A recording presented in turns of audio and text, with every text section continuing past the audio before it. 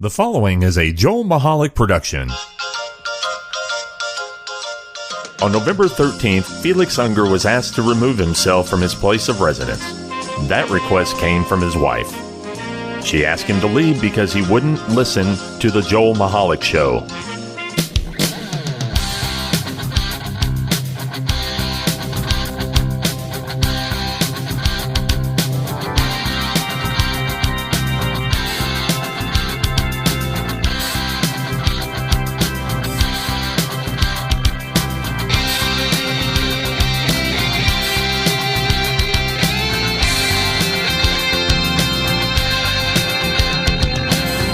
Hello, everybody, and welcome to Coronavirus 2.0. What? And also welcome to the Joel Michalec Show. Oh, my God. Featuring the lovely Sharon. I'm Joel Michalec, and across the table from me is, as always, the lovely Sharon. Always and ever so lovely Sharon. Welcome. Welcome. I'm looking at you over my glasses. So am I. Okay. Well, mine just comes naturally. So does mine. I was saying I had to adjust your mic, but maybe I have to adjust. Sorry, folks, if this is making noise. I can't. I'm making a little bit of microphone noise. Oh, yeah, baby. Oh, yeah. Okay. Actually, that adjustment worked. Maybe we should lift yours a little bit. What? I don't want to.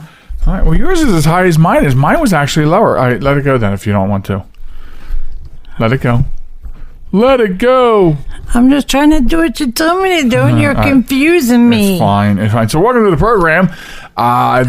This forgot we were on the radio. Yes, is program number 144. Oh, my goodness. You had to look that up. I did, and I looked at it 3 times before I hit the air button. Yes, I did. But anyway, show 144. If you're looking to subscribe to the program, you absolutely should, because you never want to miss an episode. Right. Do so by going to www.jmtalk.net on the web, on social media, TikTok and Facebook at JM Talk, Instagram and Twitter at JM Talk Radio. Also drop us a line at joelmichalecradio@gmail.com. You trying to do an Ace Ventura? I guess. I was trying to get that whole line out in one breath, which I did do. Yes, you did. It was... I was not so quite impressed. After all the cardiac testing I had, that was like my own kind of cardiac test. Oh, okay. I gotcha. There you go. Equivalent to testing how long you can hold your water under breath. What? Okay. It's hot down here in the studio for some reason. It's hot outside. The heat wave is back. Yes. With a vengeance. Yes. And I'm glad. Why? Because that means I get to go feminine. Oh, that's right. You don't go feminine in 80-degree weather. No. You said it's too cold. The other day it was too cold to go swimming. It's too cold. Forgetting we had a heater. I just don't see the point in the heater. I mean, the swimming pool is in the sun all day long. And for a pool there's no trees around the yard. It is in direct sunlight because the pool, say, lengthwise goes east to west, as does the sun. And so it has the sun all day long. Okay. It's the weirdest reason to put a heater in. And what's your point? If you ask me. The heater's in for the spa aspect of it. Wow. And so that you can use it. Now they can hear you. Year round. I'm really sweating. I think you're making me nervous. Am I? I think so. Yeah, it's not the first time you told me that.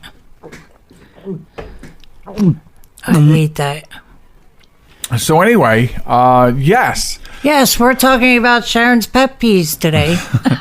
So as I correctly predicted, the Delta variant is surging, and so I know that... So they say... We at work went back to mask mandates. We had just lifted mask mandates. Actually, we didn't even lift them all the way. We lifted them like 20%, and now we've had to give back 15 of that 20%.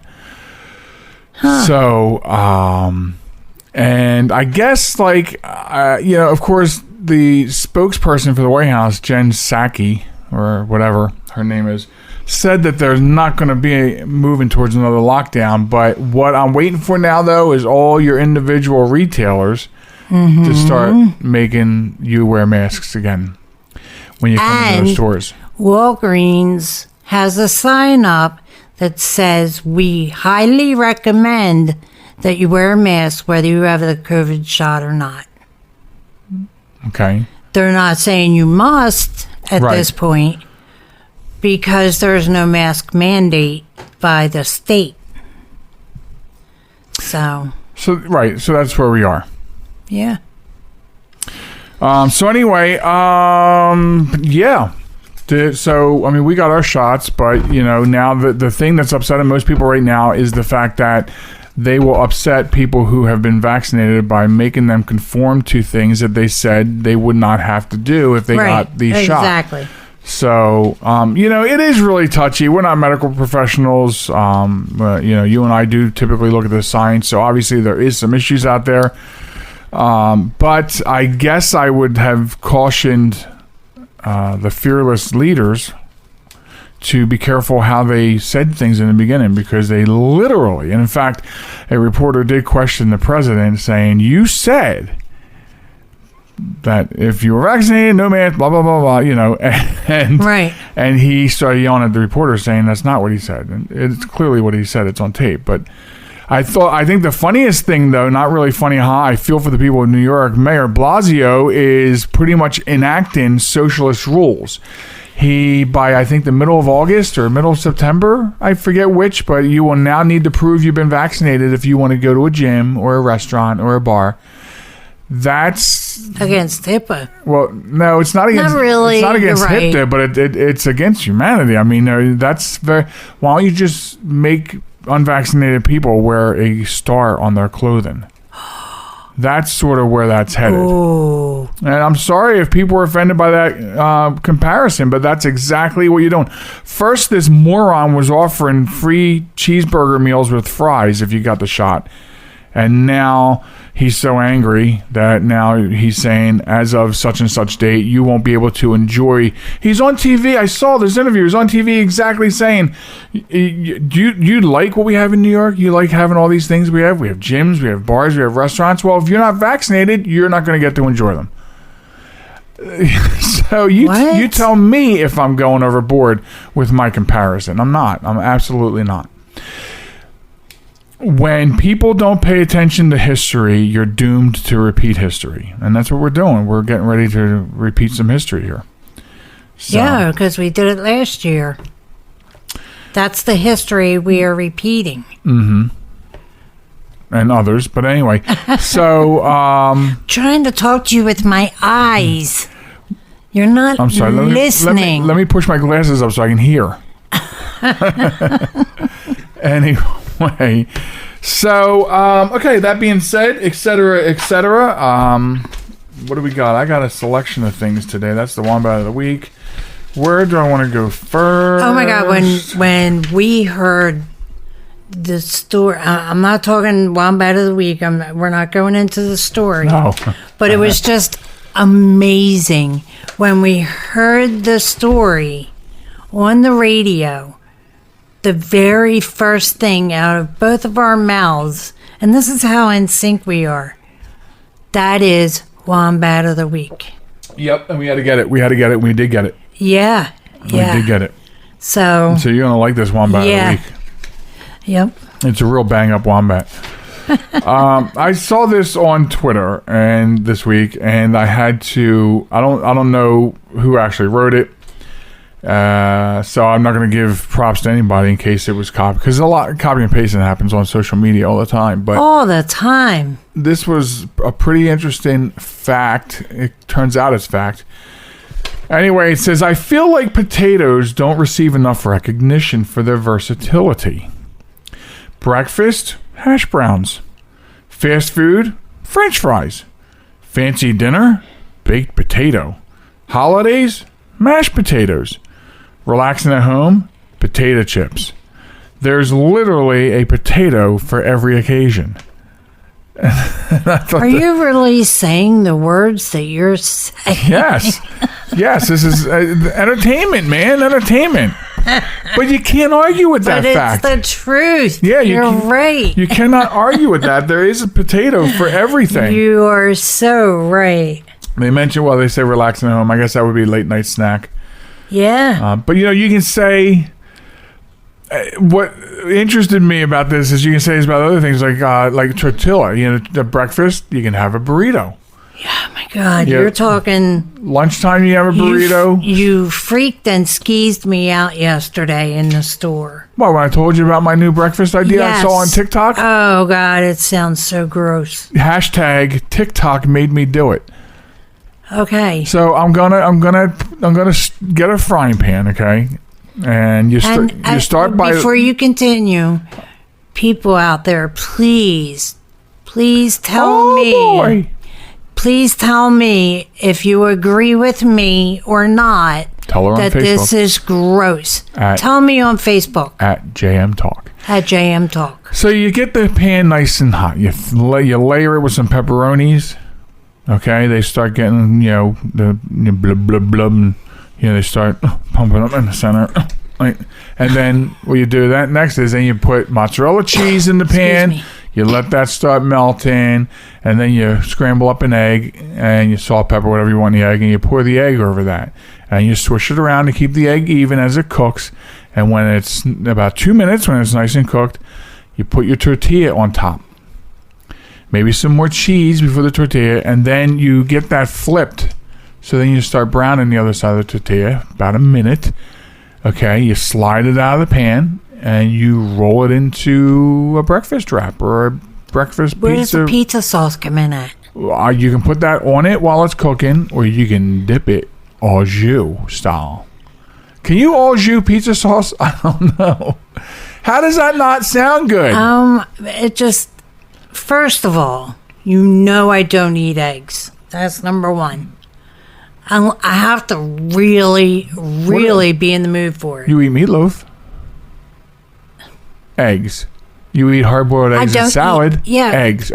Okay, that's not even all the time. You've never had a breakfast sandwich from Wawa? Babe, stop. That's not what I'm saying. Well, I'm trying to find out what you're saying when you say I don't eat eggs.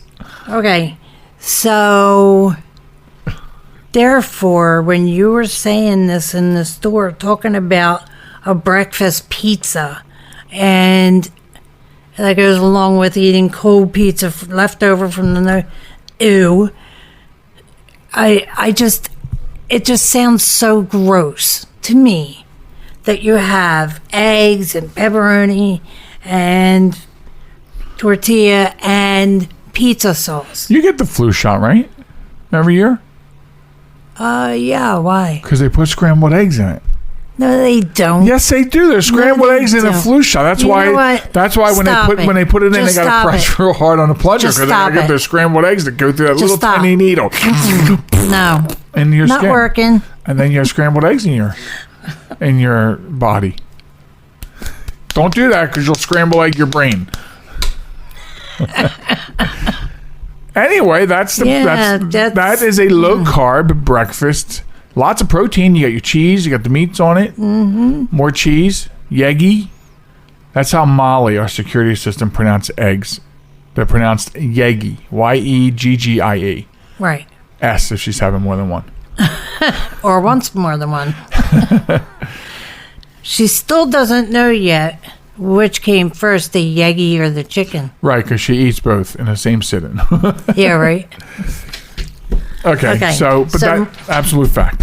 Okay. And there you go. The lovely Sharon wants you to visit us on Facebook at JM Talk and tell her what you think about eggs or my breakfast idea. The breakfast idea. All righty. Yeah. Now see if our culinary consultant was available. We can check with him. He can test it. If you say that you agree with me, just say agree. If you do not agree with me, just say agree. Oh, goodness. What do we have next? Okay, so check this out. The world's first space hotel will open by 2027. And you can even buy a vacation home there. Now, when I read this, and this is from travelandleisure.com, so it's not like from thisisstupidbs.com. The first thing I thought of as I was reading through this story, perusing, because I don't always read through them, because I have them here. As I was perusing was the movie Elysium. You remember that? Yes. They had the space station up there, and all the rich people went there, and all the people that couldn't afford to go there were the scar of the earth. Yeah. Living on Earth under robotic police rule. Great movie. And then they tried to get up there and... Because they had machines that could heal anything. Right. You just lay in it and it heals anything.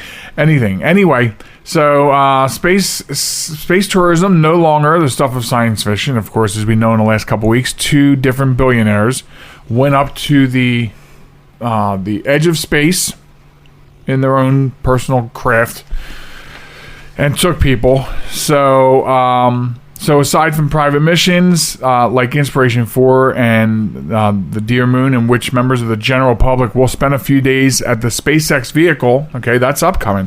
That's besides Jeff Bezos and then that other guy who went up there in the past couple weeks. Okay. There are also a few space hotels in the works. The latest to announce its potential opening date is Orbital Assembly's Voyager Station. I like the name of it. Which is currently scheduled to begin construction in 2026 and welcome guests in 2027. Taking its cue from science fiction films like 2001: A Space Odyssey and Interstellar, Voyager Station will create artificial gravity using centrifugal force, which is like Elysium. Yeah. The hotel will take on the shape of a Ferris wheel, Elysium, spinning to simulate gravity in its pods. Not only that, but also the Voyager space station in Star Trek had some similarities that, but on a different plane. Yeah. Okay, so although it's far from being usual compared to Earth hotels, its rooms and amenities will be largely familiar to regular travelers. There will be luxurious accommodations for up to 280 guests. Oh man, I'm close on the time. Including available for purchase as vacation homes, a gourmet restaurant, bar, gymnasium, entertainment center. In essence, it's your standard high-end resort just in space. Wow. So, can we go? Well, come on. How about we just buy a spot? Okay. I think we should.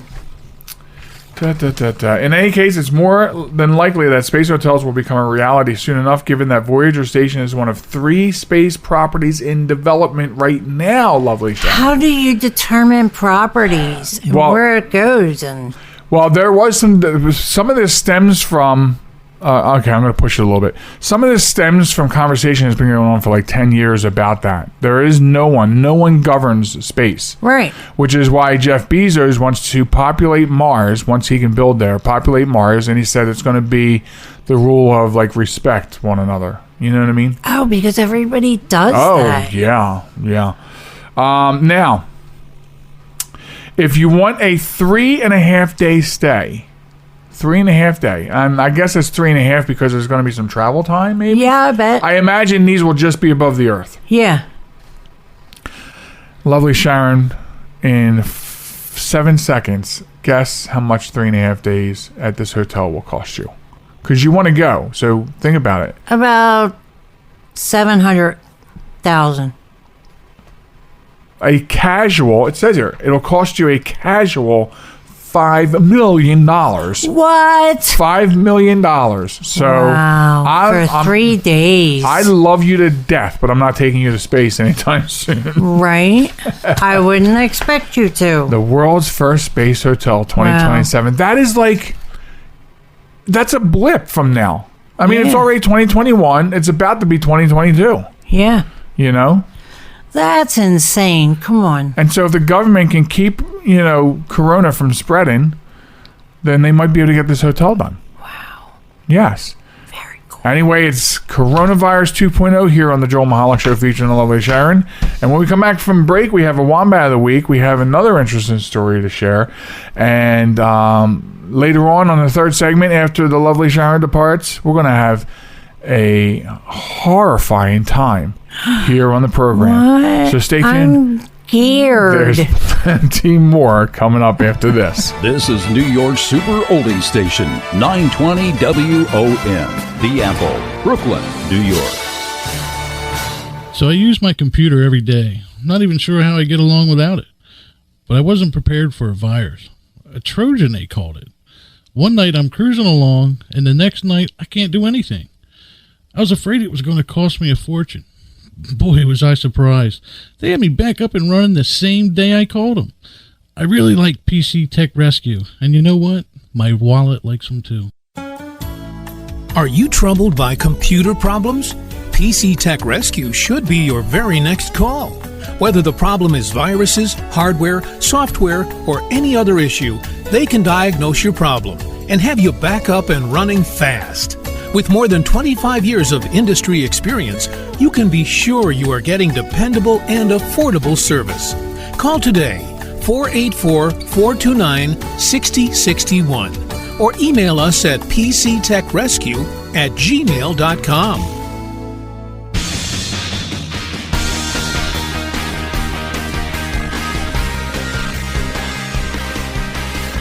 Welcome back to the program, folks. It's the Joel Michalec Show featuring the lovely Sharon, and we're back. We're back. Take two. No. No. So, any Whoosy Wuddy, coming up in a little bit here is the Wombat of the Week. But first, before we get to that, we have to talk about something that, in its own way, is sort of disgusting, in its own way. However, not as disgusting as... The pizza breakfast? No, definitely not as disgusting as the pizza breakfast. Not as disgusting as... Okay, so about a year or more ago, you may remember we talked about how it started in laboratories in Australia where they were starting to create meat using bugs. Okay. Do you remember us talking about that? Yeah. Okay. Yeah. So apparently, lab-grown meat, now this is not with bugs, lab-grown meat, Okay. could be on store shelves by next year. Thanks to a company called Future Meat Technologies. Now, so it's interesting. It's not, after I read this, I was like, okay, that's not as gross as having to make meat out of, friggin' bugs and stuff. Yeah. But anyway, so Future Meat Technologies has raised $14 million in new financing to build its first pilot manufacturing facility to bring the cost of production of a cell-made steak down to $10 per pound, or $4 if the meat is combined with some plant-based meat substitutes. Now, of course, plant-based meat has been around for a while. Yeah. I still won't eat it, but I think the important takeaway here is we may be eating something other than the real thing in our lifetimes. We may be. Yeah. I mean, I said it before when I guess. I said this before when we were talking about meats created with bugs. I don't mind hunting my own food. Just tell me where the tacos roam, and I'll go hunt my own food. I know, right? Where do the hot dogs hang out? I'll go strangle them. I'll go choke the hot dogs myself so I can eat. Okay.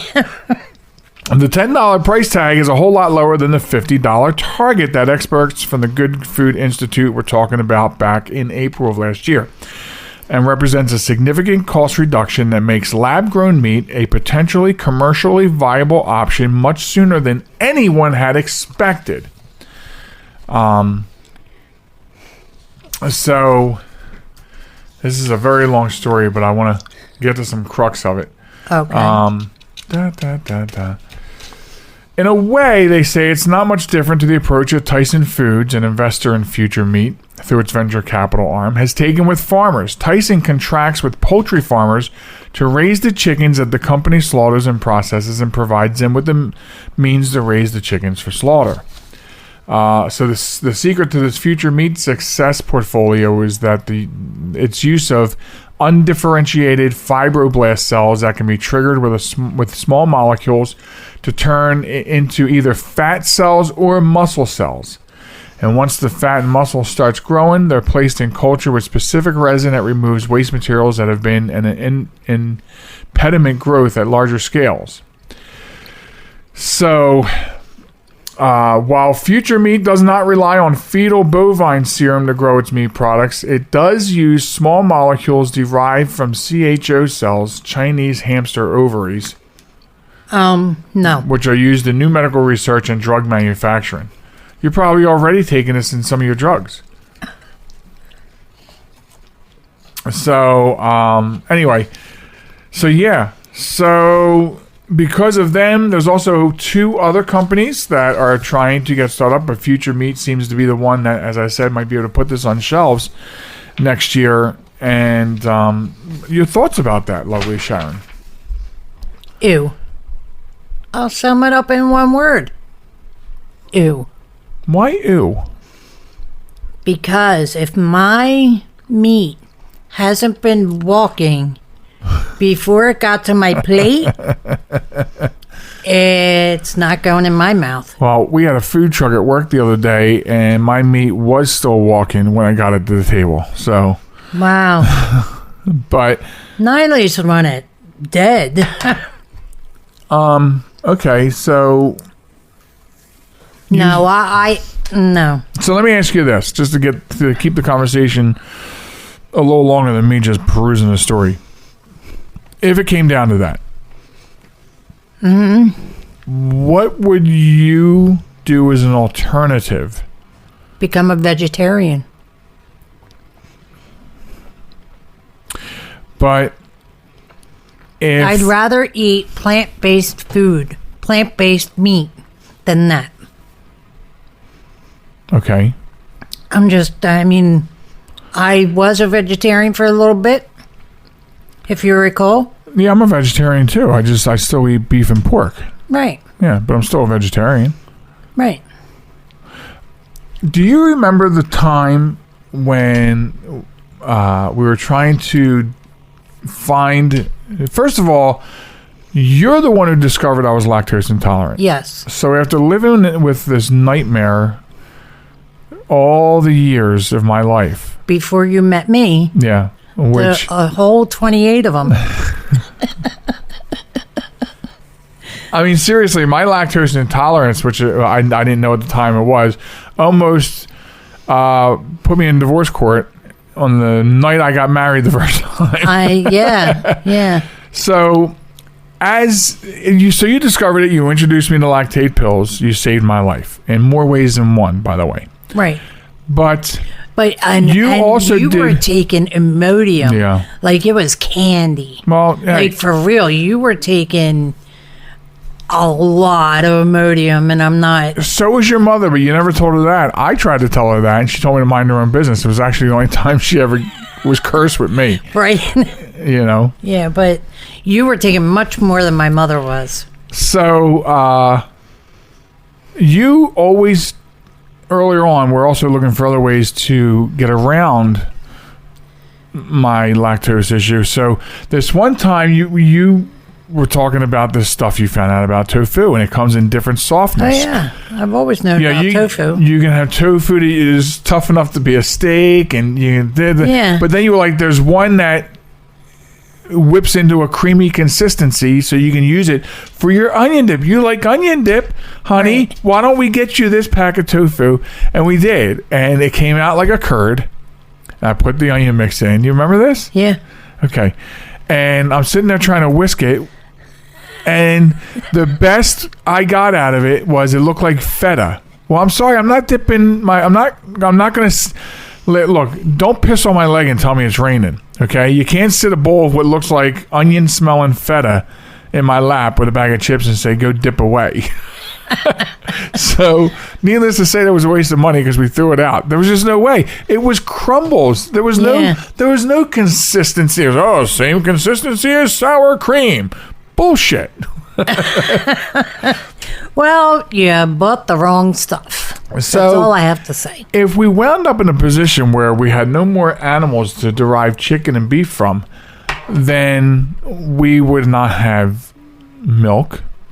We would not have cheeses. Mm-hmm. We would not have... I mean, I know they make dairy-free cheese. And It's dairy-free milk. It's like... You drink it now. Right, but I don't eat the tofu slabs that they call cheese slices. Okay. Not happening. Okay. You know what I mean? But it's not derived from tofu. What's it derived from? Other stuff. That, you know what? That statement is scarier than you saying it's derived from tofu. Other stuff. Like what? Not tofu, toenails? I mean, what is it you're saying here? Don't say that when I'm drinking. So, anyway. Yeah, I don't know. In all honesty, I don't know if I would eat it or not. I guess it depended on what it looked like. Well, I mean, obviously, What turns me off are the HMOs. The HMOs? Yeah, the hamster ovary stuff.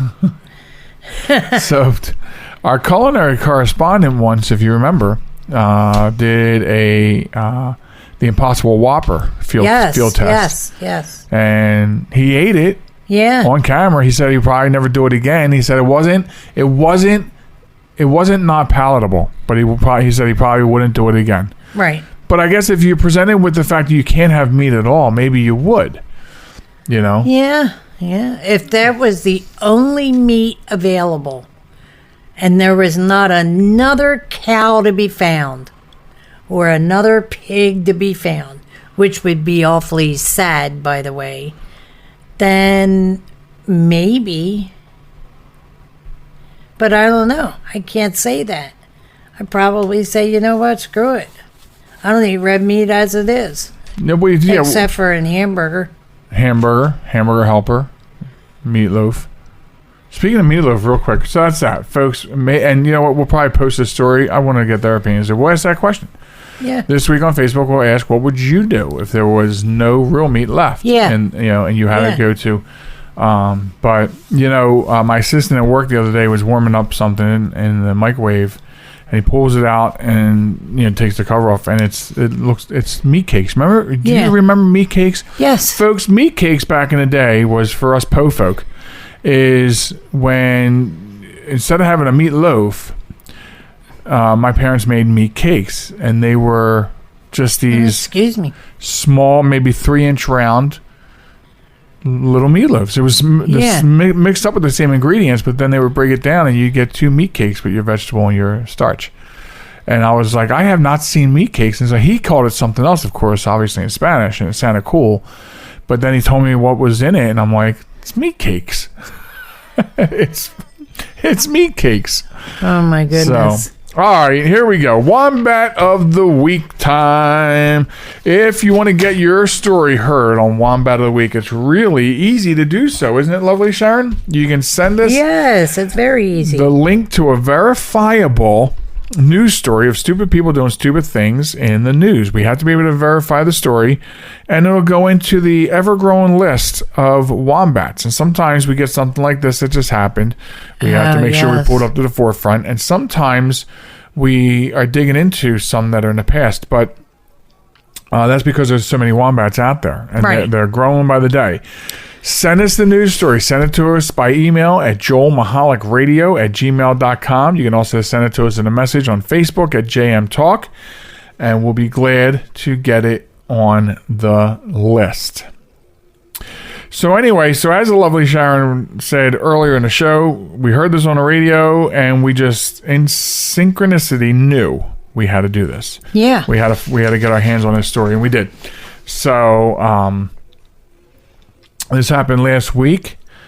Police say they arrested a Washington man after he shot at his refrigerator with a gun because a soda can exploded inside the refrigerator.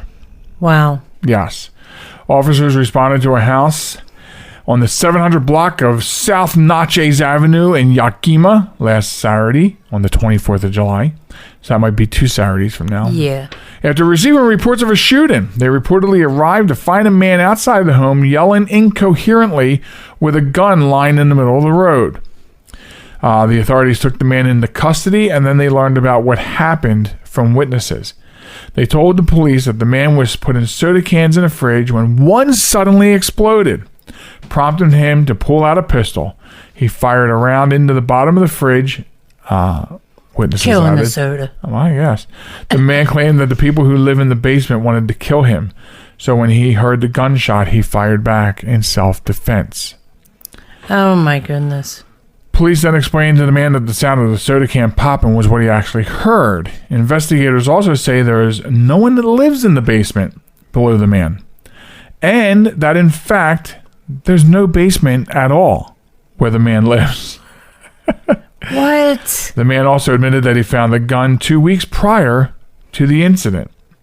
Where did he find it? In the store? Don't know. He was arrested and booked for investigation of second-degree unlawful possession of a firearm and the discharge of said firearm. Wow. So, I'm going to climb my soapbox for a second to wrap this story up. But so this goes hand in hand. I was having a conversation with friends of ours yesterday about gun laws and stuff like that. And so obviously, since he thought there was a basement and there wasn't, and he thought that there were people in the basement that's not there, and there weren't because there's no basement, the good question you asked is, how did he get that gun? Yeah. You can write all the gun laws you want. And the reason this conversation came up is because Delaware is looking at doing permitless concealed carry. And I pointed out that the reason that there's no reason not to do that is because no matter whether you make us carry a permit, 10 permits, 15 permits, get all kinds of schooling, the law-abiding citizens will do what you keep laying on us. We won't like it, and we'll bitch and we'll complain about it. Right. But no matter what you do, and I'm not opposed to the sensible gun laws, but no matter what you do, people like this who are shooting at non-existent people in a non-existent basement because a soda can that he was putting into the fridge blew up, will always find ways to do harm and get the tools he needs to do harm. Absolutely. He or she. I don't want to be gender specific. So,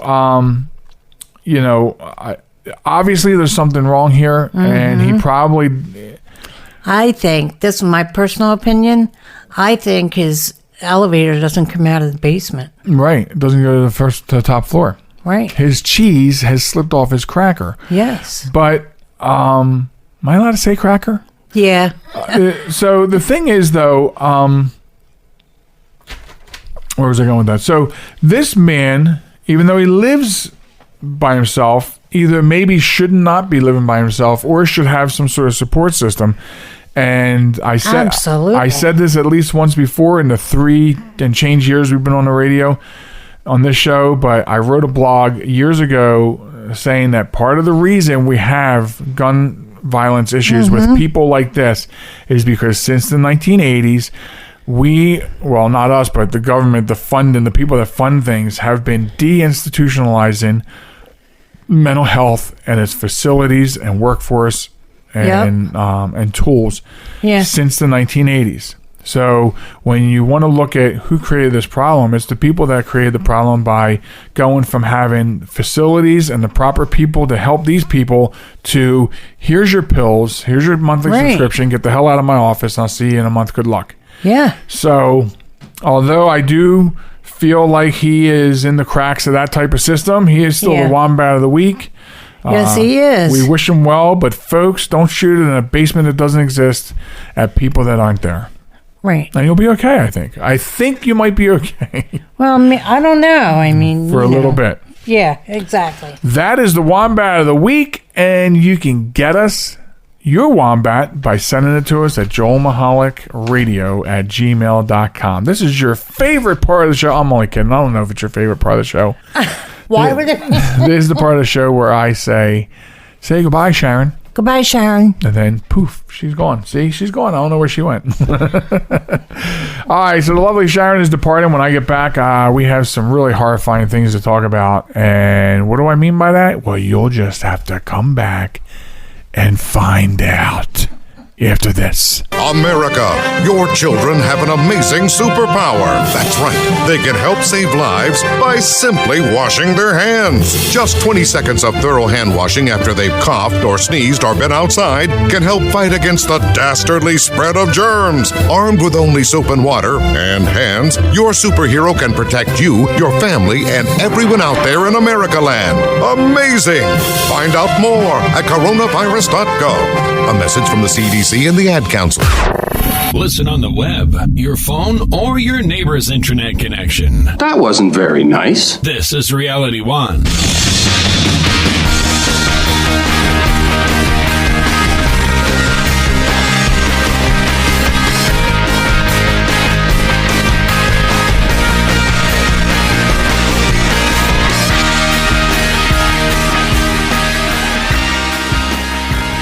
Welcome back, folks, to the Joel Michalec Show featuring the lovely Sharon. Thanks for hanging out and joining with us. This is the third and final segment of episode 144 happening right now. And as I said, as I alluded to throughout the course of the podcast, this is a very horrifying third part for me to do. And it's because... Well, it's going to be because I'm going to talk about horror, which is my favorite genre in movies and television and books and sometimes gaming. Although I have to tell you, sometimes gaming horror can be freaky. My son-in-law and I did we used to play Dead by Daylight, which is like a slasher game.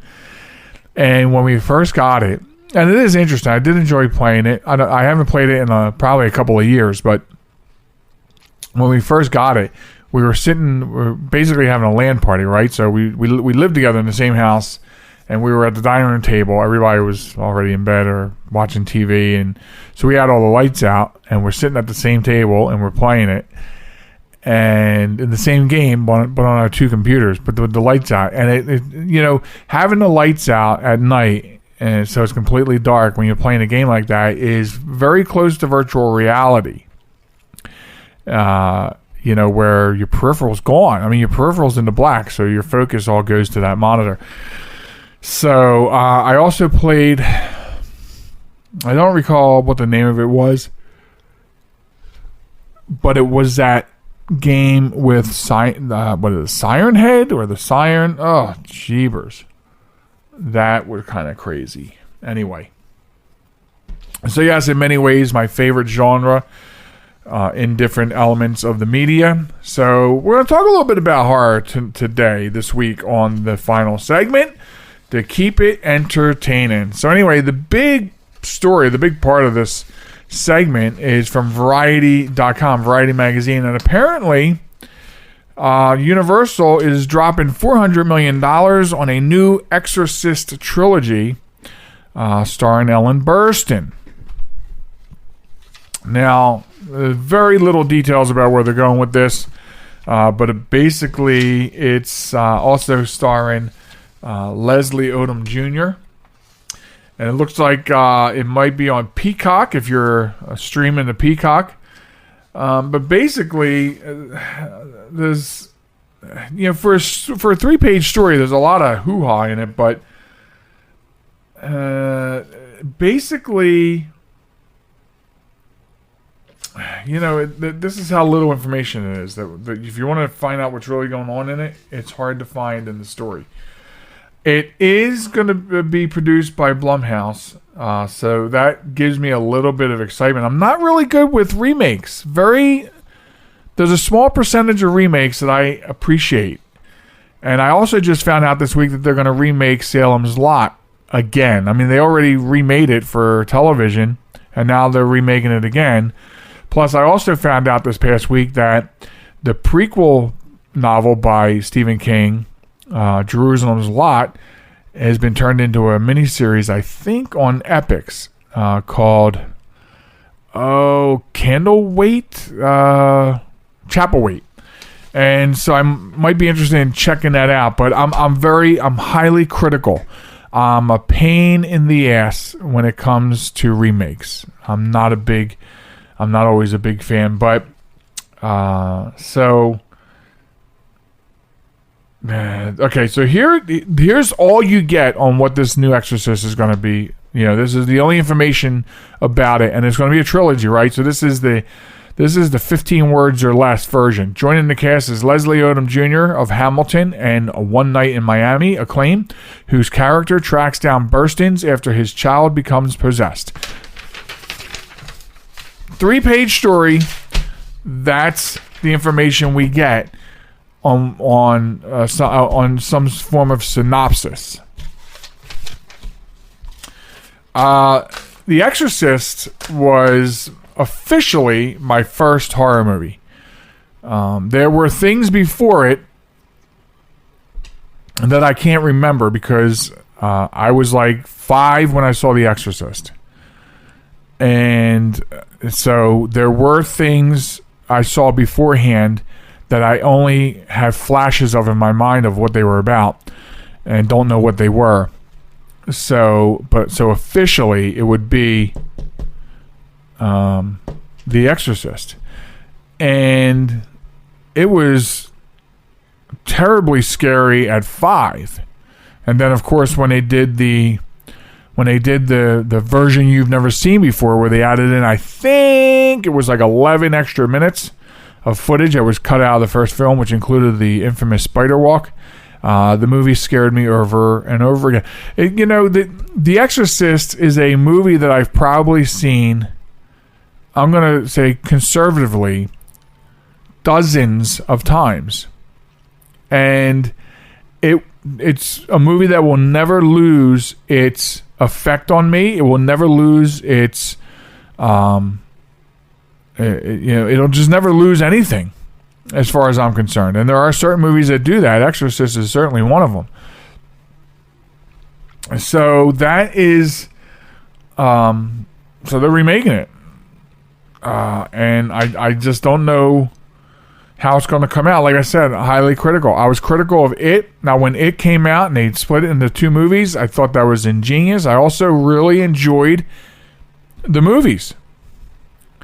And I think that they were well done, well casted, and they didn't, like, it wasn't a movie that brought shame to the original miniseries.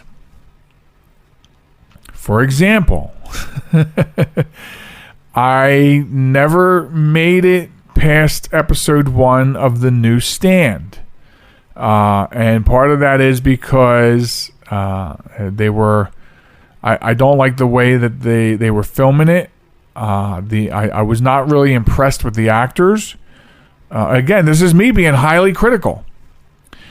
And there was, when you're taking something like a highly successful, highly big following, The Stand, 1994, I believe it was.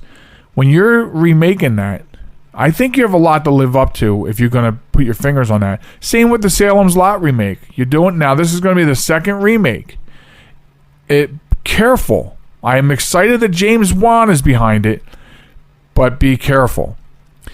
And so I know that sometimes you need more than one episode to get into a limited series or a series. I know that's what most people say. There was nothing about the first episode of The Stand, already being critical of it, that made me come back. Now, there might be somebody that might email me about this or get on Facebook and say, you got to get to number 2 or number 3. You got to get there. And I just wasn't getting there.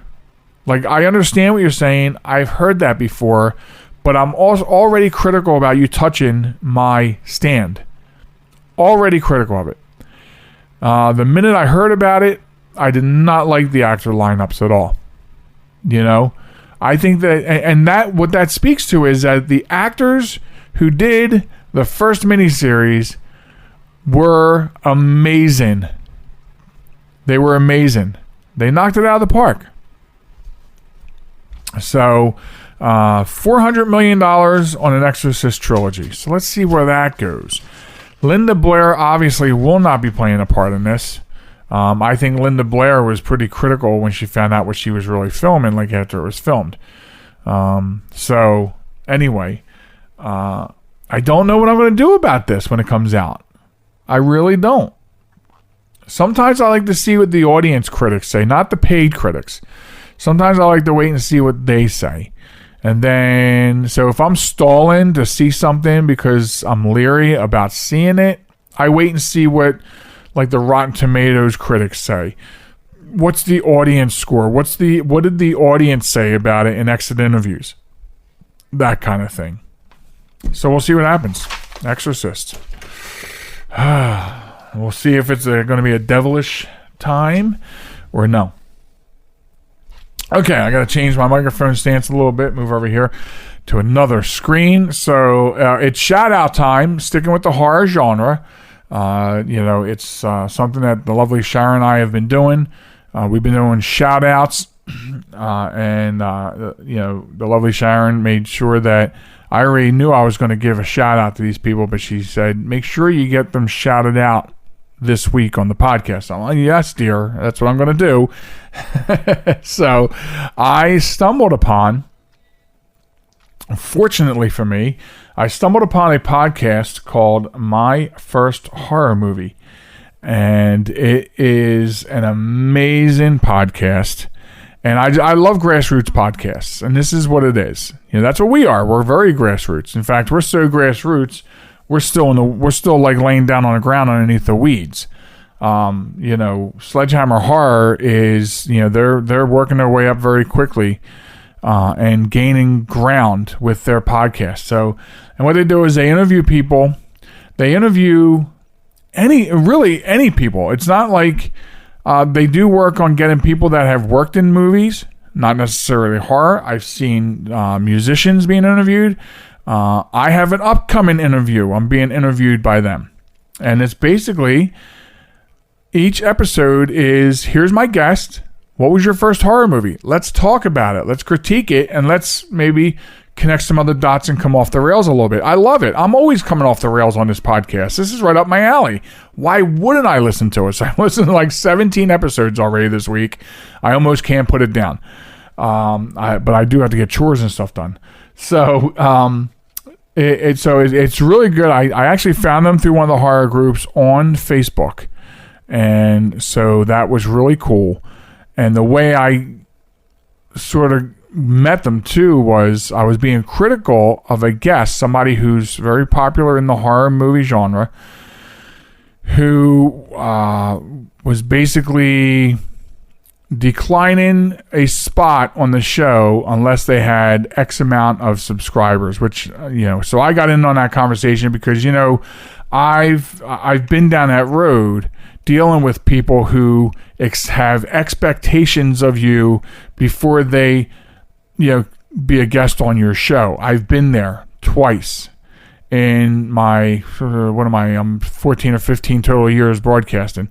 So I was offering my opinion about that situation, and then, it turned into some cross-promoting, cross-liking each other's shows, and I've been talking like for the better part of the week with the guy that does the booking and, developing a relationship with him, and I have a spot coming up on the program, which I will, FYI, I will check with them and make sure I have permission to post the audio of that here and be able to present it here on my podcast.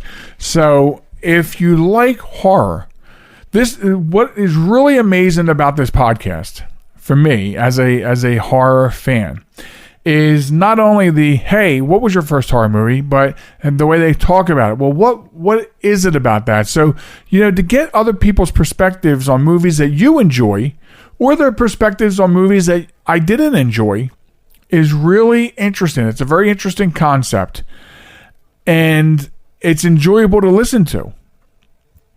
And we're in this digital age now where we want to listen to everything. When I'm in my car right now, I'm listening to The Godfather. I just finished another Bentley Little book in the car, so back and forth to work, or if I'm going somewhere else to a job or whatever, I'm listening to these audiobooks. When I'm at work or I'm down here working in the studio, I have a podcast. In this case, I have the podcast SledgeHammers on YouTube on. Maybe I'm not necessarily watching it, but I have it in my ear while I'm doing other work, and I'm listening to these perspectives.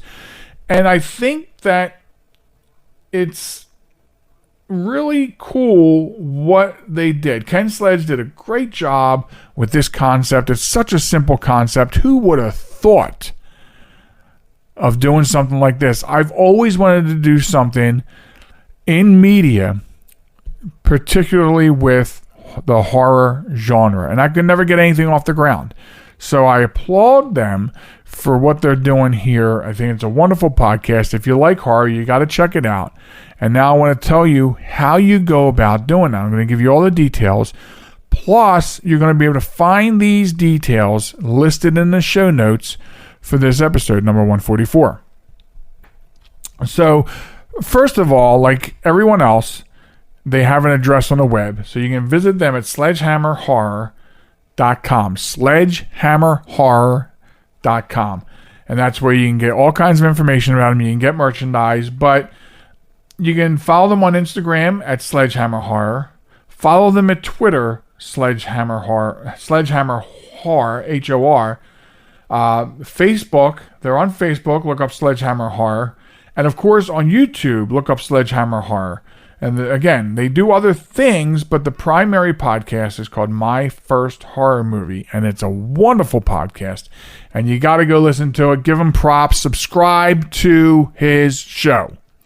Subscribe to the program, especially if you're a horror fan. You will not be disappointed.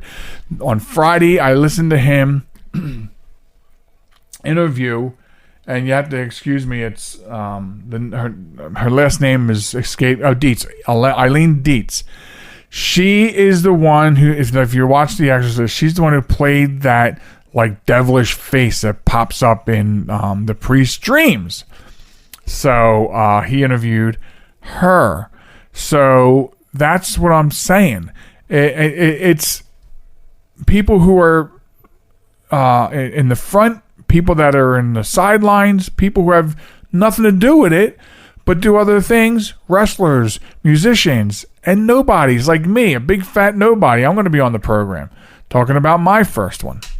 So we'll see how that goes. So check him out, Sledgehammer Horror. Get on the YouTube and subscribe to his podcast and listen to them. Like I said, I'm about 17 or 18 deep right now. I started going in order, and then I'm like, wait a minute. He interviewed Eileen Dietz? And I'm now jumping around a little bit, but I will get back to it because it's not even who you have. It's just listening to the different perspectives. And from listening to Ken Sledge's podcast, I'm now watching some movies that I previously dismissed. And there's more on my list. I have this whole brand new list now of movies I need to watch.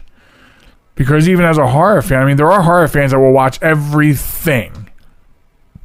And I'm not, but maybe he turns me into one. Maybe I go to the dark side.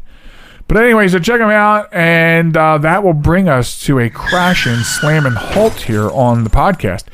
I want to thank everybody for tuning in once again and listening to us. If you like the show, please like it, share it, subscribe to it so you don't miss an episode. And hey, if you like it, do us a favor, maybe drop a review on whatever podcasting platform you listen on to help maybe move us up the pages a little bit. Meanwhile, we want to tell everybody, please be safe. Do whatever you need to do to keep your family and yourselves safe through this corona crap so we can get it out of the way.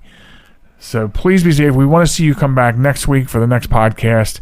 Meanwhile, until then, take care, everybody, and we will catch you on the next episode. Bye-bye now.